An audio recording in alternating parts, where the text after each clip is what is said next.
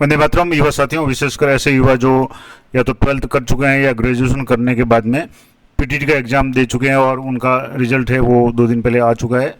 तो पीटीटी के रिजल्ट के बाद में ऑनलाइन काउंसलिंग का जो भी प्रोग्राम है वो शुरू हो चुका है।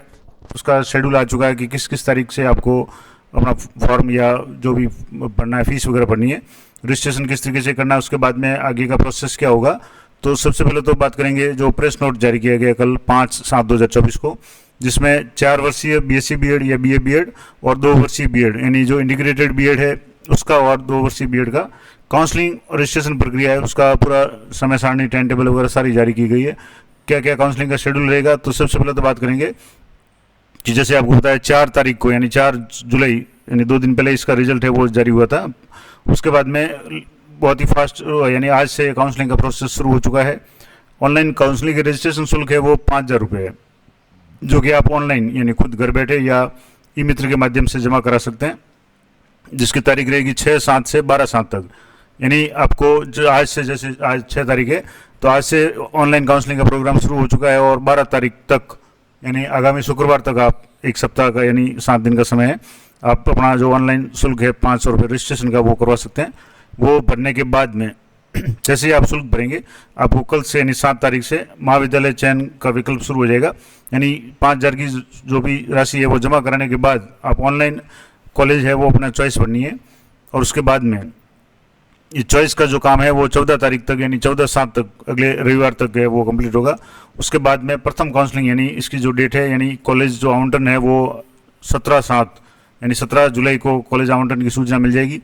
अगर आपका कॉलेज आवंटन होता है तो आपको प्रवेश शुल्क जो शेष है, जैसे 5,000 रुपये पहले हो गए, उसके बाद में 22,000 रुपये है, वो आपको बैंक ऑनलाइन माध्यम से या ई मित्र के माध्यम से या आप घर बैठे किसी भी ऑनलाइन मोड से 17/7 से लेकर के 23/7 तक शुल्क है वो जमा करा सकते हैं। प्रवेश शुल्क है वो पहला है, आपको काउंसलिंग का शुल्क है वो 5,000 और 22,000 बाद में कराने। उसके बाद में जब आपको ये शुल्क जमा करा देंगे, आपको कॉलेज जो भी आवंटित होगा उसमें जाकर के आपको अपनी जो भी रिपोर्ट्स है व्यक्तिगत रूप से, जैसे शैक्षणिक डॉक्यूमेंट्स है, अगर मान लो आप 12वीं कर चुके हैं तो 12वीं की मार्क लिस्ट है, 10वीं की मार्क लिस्ट है, जाति प्रमाण पत्र कैटेगरी वगैरह जो भी आपके है वो सारे आपको वहाँ ऑनलाइन जो भी आपने सूचना दी है उसकी हार्ड कॉपी और जो भी डॉक्यूमेंट्स है आपको कॉलेज में व्यक्तिगत रूप से जमा कराने पड़ेंगे, जो भी कॉलेज आपको आवंटित होता है। और उसके बाद में एक बार वहाँ से आपका रजिस्ट्रेशन हो जाए, एडमिशन कंफर्म हो जाए, उसके बाद में अगर आपको अपवर्ड मूवमेंट करवाना है, मैंने जैसे पिछले साल भी ये वीडियो बनाया हुआ है, एसटीसी का भी वीडियो बनाया हुआ है, ये पीटीटी का है। तो अपवर्ड मूवमेंट का जो ऑप्शन होता है कि आपको जैसे जो भी कॉलेज अलॉटमेंट हुई है, आपने जो चॉइस भरी थी, जैसे आप अभी चॉइस भरेंगे तो उसमें अगर आपके चॉइस में जैसे आपको 10वें नंबर का कॉलेज मिला, आप चाहते हैं कि उससे ऊपर का 6ठे 7वें 10वें 8वें नंबर का अगर कॉलेज मिले तो उसके लिए आप अपवर्ड मूवमेंट के रूप में अप्लाई कर सकते हैं। और अगर अपवर्ड मूवमेंट में आपको सिलेक्शन हो जाता है, आपके जो भी चॉइस के जो मिली है उससे ऊपर का कॉलेज अगर आपको अपवर्ड मूवमेंट आ जाता है, तो आप पुराना जो भी कॉलेज जहाँ आपने डॉक्यूमेंट रिपोर्ट करवाई है, डॉक्यूमेंट चेक करवाएं, वहाँ से वापस लेटर लेकर के अपने आवंटित कॉलेज में 28/7 तक सूचना देनी है। तो अपवर्ड मूवमेंट का जो भी प्रोसेस है वो जैसे यहाँ प्रथम काउंसलिंग के बाद में व्यक्तिगत रूप से आपको रिपोर्टिंग करनी है 17/7 से 26/7 तक। उसके बाद में अपवर्ड मूवमेंट का जो प्रोग्राम होगा वो 19/7 से लेकर के 27/7 तक होगा। उसके बाद में अपवर्ड मूवमेंट की सूचना 28/7 को हो जाएगी और उसके बाद में आपको 29/7 से वापस अपवर्ड मूवमेंट में जो भी आपको महाविद्यालय अलॉट होता है वो आपको वहाँ जाकर के अपनी रिपोर्टिंग करनी है। तो ये तो शेड्यूल हो गया कि आपका जो 5,000 रुपये का रजिस्ट्रेशन शुल्क शुरू करने की जो तारीख है वो शुरू हो चुकी है, आज से ये प्रोसेस शुरू हो चुका है। और 12 तारीख से पहले आप अपना रजिस्ट्रेशन जरूर करवा लें। पहले आप देख लेंगे आपका रिजल्ट, तो जैसे ये मेन साइट है, यहाँ जाकर के आप जैसे आपके अगर मान लो 2 तरह के ऑप्शन है, अगर आप 12वीं करके आपने एग्जाम दिया तो आप यहाँ क्लिक करें, क्लिक फॉर बीए बीएड या B Sc B Ed 4 year integrated course, ये 12वीं पास स्टूडेंट्स के लिए यहाँ से आपको क्लिक करना है। और अगर आप कॉलेज करने के बाद में, ग्रेजुएशन के बाद में अगर पीटीटी का एग्जाम दिया है और आपके अच्छे परसेंटेज है तो आप यहाँ से क्लिक करें। अब जैसे मान लो कि 12वीं का स्टूडेंट है तो उसको यहाँ इस मेन साइट पे, ये जो मेन साइट है pttvmu2024.com, इस पर यहाँ क्लिक करना है। और यहाँ जैसे क्लिक करेंगे आप तो आपके सामने यहाँ से इस तरीके से पहले तो आपको रिजल्ट है वो आपको चेक करना है, तो आप अपना रिजल्ट वेरीफाई कर लें, अच्छी तरह से चेक कर लें। उसके बाद में आपको काउंसलिंग के लिए क्या क्या प्रोसेस करना है, तो यहाँ से जैसे रजिस्टर फॉर काउंसलिंग, यहाँ से जैसे रिजल्ट चेक करना है तो आप जैसे यहाँ रिजल्ट इंटीग्रेटेड 2024 इस पर क्लिक करेंगे तो आपकी जो भी डिटेल्स है उसके आधार पर आपको अपना रोल नंबर या तो एंटर करें या आपको नाम, मदर का नाम और डेट ऑफ बर्थ से आप सर्च कर सकते हैं। किसी भी तरीके से सर्च करके आपको अपने जो भी रोल रिजल्ट है वो पता करना है, और रिजल्ट पता करने के बाद में आपको रजिस्टर फॉर काउंसलिंग पे जाना है। और अवेलेबल सुनिए नहीं, जैसे अभी ये शुरू नहीं हुआ, हालांकि इसमें डेट तो दी हुई है, लेकिन आज शाम तक ये शुरू हो जाएगा। अब कुछ इंपॉर्टेंट जानकारी जो काउंसलिंग के समय आपको ध्यान रखनी है कि सबसे पहले तो आप जैसे अंक तालिका डाउनलोड करें, अंक तालिका में जो भी श्रेणी वगैरह दी हुई है वो जांच लें कि आपकी श्रेणी सही है या नहीं है, क्योंकि उसी के आधार पर आपका सिलेक्शन होगा। तो आप जो भी कैटेगरी वगैरह वो चेक कर लें। पीटीटी 2024 की सभी प्रविष्टियां अभ्यर्थियों को बिना जांच के किसी भी बिना किसी कट ऑफ के जारी किया गया, यानी रिजल्ट है सीधा रिजल्ट जारी किया गया, इसमें कट ऑफ नहीं है। तो अगर आपको लगता है कि आपकी वहाँ संभावना है अगर सिलेक्शन की, तो आप उसमें भाग ले सकते हैं। और अगर अच्छे परसेंटेज है, आपके मार्क्स अच्छे आए हैं, तो आप रजिस्ट्रेशन जरूर करवा लें। अगर आप कॉलेज में एडमिशन लेंगे तो आपके जो भी पैसे हैं वो एडजस्ट हो जाएंगे, और 22,000 की जो बात की फीस है वो आपकी जमा करानी पड़ेगी। और लेकिन अगर आप को कोई भी कॉलेज अलॉटमेंट नहीं होता, तो आपको ये सारी राशि है कुछ मामूली शुल्क काट के आपको वापस रिफंड हो जाएगी। तो आप इसकी चिंता नहीं करें। अगर आपको लगता है कि आपको बीएड करनी है, तो आप अपना परसेंटेज के हिसाब से काउंसलिंग में भाग ले सकते हैं। और अभ्यर्थियों के प्रवेश से तो उनके द्वारा चयनित विकल्पों की प्राथमिकता को ध्यान रखते हुए अभ्यर्थियों की संकाय, यानी आपको किस किस आधार पर कॉलेज अलॉटमेंट होगा कि आपका संकाय क्या है, साइंस है, आर्ट्स है, जैसे क्योंकि दोनों अलग अलग है, बीए बीएड बीएससी बीएड वगैरह, आपकी श्रेणी क्या है, कैटेगरी क्या है, उप कैटेगरी क्या है। अगर आप जैसे अलग अलग कैटेगरी में है, जैसे महिला में अगर प्रीतिकता विधवा वगैरह की कोटा है तो उसमें आराम से हो जाएगा, नॉर्मल श्रेणी है तो उसमें थोड़ा सा टफ होगा। तो इस तरीके से, और आपके परीक्षा के प्राप्तांक यानी कितने आपके मार्क्स आए हैं वो सबसे महत्वपूर्ण है। और इन सब के आधार पर आप की जो भी मेरिट बनेगी उसके आधार पर आपको महाविद्यालय का आवंटन होगा। और जैसे आप पहले 5,000 की फीस भरेंगे, उसके बाद में आपको चॉइस भरनी है। आप चाहते हैं कि आपका एडमिशन किसी भी हालत में हो, तो आप अधिकतम चॉइस आप भरें, और अधिकतम चॉइस की कोई लिमिट नहीं है, आप जितनी भी चॉइस भरना चाहें वो भर लें। और उसके बाद में एक ऑप्शन और होता है जिसमें शायद होगा कि एनीवेयर इन राजस्थान, तो अगर वो आप सेलेक्ट करेंगे तो राजस्थान का कोई भी कॉलेज आपको, अगर उस दायरे में आप आते हैं, आपके नंबर अच्छे हैं, तो आपको कोई भी कॉलेज आवंटित हो जाएगा। उसके बाद में आपके पास में अपवर्ड मूवमेंट का ऑप्शन रहेगा। तो यहाँ से जैसे ऑनलाइन काउंसलिंग के लिए जैसे 5,000 का शुल्क है वो आज से शुरू हो गया। अभी जैसे मैंने आपको लाइव बताया था तो थोड़ा सा टाइम ले रहा था, हो सकता है ये कल से रजिस्ट्रेशन की प्रक्रिया शुरू हो जाए। उसके बाद में आपको 7 तारीख से जैसे ये एक बार आपकी फीस जमा हो जाए, उसके बाद में आपको जो भी कॉलेज चॉइस है वो आपको भरनी है ऑनलाइन। आपको कॉलेज की मैक्सिमम चॉइस भर लेनी है कि आप कौन कौन से कॉलेज में अपनी चॉइस वरीयता के अनुसार सबसे पहली चॉइस कौन सी है, दूसरी कौन सी है, तीसरी कौन सी, इस तरीके से। और ये सारा प्रोसेस 14 तारीख तक होगा, और 17 तारीख को आपको पहले ही काउंसलिंग के बाद में कॉलेज के आवंटन की सूचना आपको मिल जाएगी कि आपको कॉलेज आवंटन हुआ है या नहीं हुआ। इसी साइट पर जाकर के आप अपना स्टेटस देख सकते हैं कि आपको कौन सा कॉलेज आवंटन हुआ है। अगर आपको कॉलेज आवंटन होता है तो आपको शेष जो राशि है 22,000 की वो आपको जमा करानी है। और जमा कराने के बाद में ये 17 से 23 तक करानी है, और जमा कराते ही आपको जो भी आवंटित कॉलेज है वहाँ जाकर के आपको रिपोर्टिंग करवानी है, डॉक्यूमेंट चेक करवाने हैं, और अपना एडमिशन है वो कंफर्म करना है। उसके बाद में अपवर्ड मूवमेंट का ऑप्शन है वो आप 28 तारीख से कर सकते हैं, मैंने आपको बता दिया। अब यहाँ जो भी रजिस्ट्रेशन शुल्क है केवल ऑनलाइन, ऑफलाइन कुछ भी नहीं है, ऑनलाइन है। अब ऑनलाइन आप घर बैठे भी अगर आपके पास में नेट बैंकिंग या किसी भी तरीके से जो भी ऑनलाइन मोड होगा, एटीएम वगैरह, डेबिट कार्ड वगैरह, उससे भी आप कर सकते हैं, ई मित्र पे भी जाके कर सकते हैं। और या शेष जो शुल्क है वो वर्णित तिथियों में बैंक समय अवधि में आईसीआईसीआई बैंक की किसी भी शाखा में ऑनलाइन पेमेंट गेटवे या ई मित्र के माध्यम से जमा करा सकते हैं। तो अब आजकल सभी के पास में ऑनलाइन मोड है, तो आप घर बैठे भी ये शुल्क जमा करा सकते हैं। और ऑनलाइन काउंसलिंग प्रक्रिया के प्रथम चरण में अभ्यर्थी को अंक तालिका में दी गई काउंसलिंग आईडी, आपको जो भी आपकी मार्क लिस्ट होगी उसके नीचे काउंसलिंग आईडी होगी, और काउंसलिंग आईडी के अनुसार आपको 5,000 रुपये का रजिस्ट्रेशन शुल्क जमा कराना है। और काउंसलिंग आईडी हमेशा नोट करके रखें।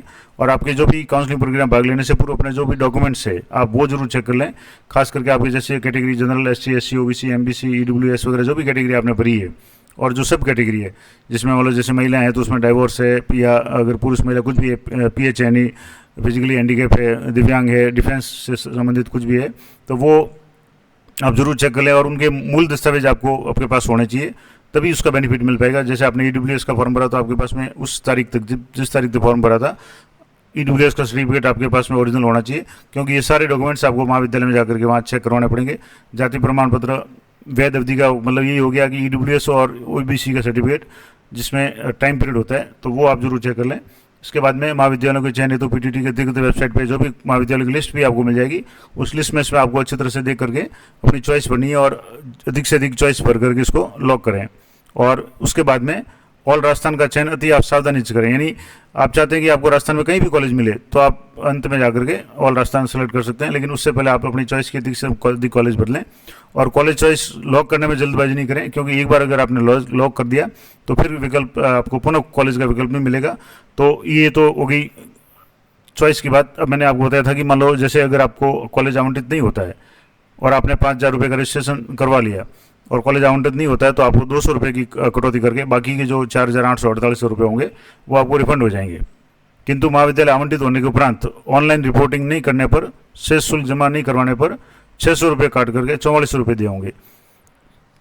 अब इसको थोड़ा सा मैं आपको एक बार क्लियर कर देता हूँ कि अगर आपको कॉलेज आवंटन होता है, पहली बात तो कॉलेज आवंटन अगर नहीं होता है, आप मेरिट में कम है किसी तरीके से, तब तो आपको 48 रुपये जमा कर दिए जाएंगे, 200 रुपये कटेंगे।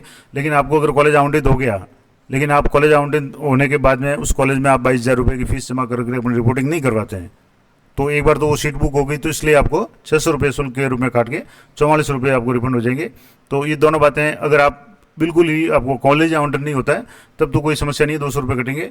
और कॉलेज आवंटन हो जाता है और आप अगर वहाँ रिपोर्टिंग नहीं करवाते हैं और 22,000 का शुल्क जमा नहीं कराते हैं तो आपके 600 रुपये कटेंगे। तो ये दोनों आप अच्छी तरह से चेक कर लें। और रिफंड आप अभ्यर्थी के स्वयं के बैंक खाते में होंगे, तो सबसे पहले अपना बैंक खाता है वो जरूर अपडेट रखें। और जब भी फॉर्म भरें, चॉइस अभी जो रजिस्ट्रेशन का फॉर्म भरें, उसमें अपनी बैंक डिटेल्स, खास करके बैंक का नाम, अकाउंट नंबर, IFSC कोड वगैरह वो सावधानी से भरें, क्योंकि जो भी रिफंड वगैरह होगा वो भी आपके बैंक खाते में ही होगा। तो ये जरूर ध्यान रखें। और काउंसलिंग के उपरांत आपको जो भी महाविद्यालय आवंटन की सूचना है आपके मोबाइल नंबर पे भी मिल जाएगी, इसलिए मोबाइल नंबर आपका खुद का भरें। कई स्टूडेंट्स जो खास करके 12वीं उत्तीर्ण करते हैं उनको ज़्यादा जानकारी नहीं होती और ई मित्र पर जाकर के मोबाइल नंबर या ईमेल आईडी है वो ई मित्र वाले की भरवा देते हैं। तो जो भी सूचना आती है उस मोबाइल नंबर पे आएगी, तो वो आपको प्राप्ति नहीं होगी, क्योंकि ई मित्र वाला है वो कई सारे फॉर्म भरता है, तो उसको इतना ध्यान नहीं रहता है, उसको टाइम नहीं मिलता है। तो ये जरूर ध्यान रखें, कभी भी अपना खुद का मोबाइल है नंबर दें, ताकि जो भी मैसेज वगैरह है वो आपके मोबाइल पे आए। और उसके बाद में जब भी आपको काउंसलिंग में है, उसको ऑनलाइन जो स्टूडेंट लॉगिन है उस पर डॉक्यूमेंट्स आपको अपलोड करने पड़ेंगे। जैसे आपका कॉलेज आवंटन हो जाता है उसको आपको डॉक्यूमेंट अपलोड करना है। उसके बाद में आपको 22,000 की फीस जमा करानी है, और फीस जमा कराने के बाद में आपको जो भी मूल दस्तावेज है वो आपको जो भी आवंटित कॉलेज है वहाँ जा करके वेरीफाई करवाना है, और उसका प्रिंट निकाल करके आप सुरक्षित रख लें। आपका कॉलेज का वेरिफिकेशन नहीं होता है तो आपको उस स्थिति में 1,000 रुपये काट के शेष राशि है वो वापस दे दी जाएगी। तो ये है। इसके बाद में जैसे 22,000 की रुपये जो फीस जमा हो गई, कॉलेज के वेरिफिकेशन के बाद में आप अपवर्ड मूवमेंट कर सकते हैं।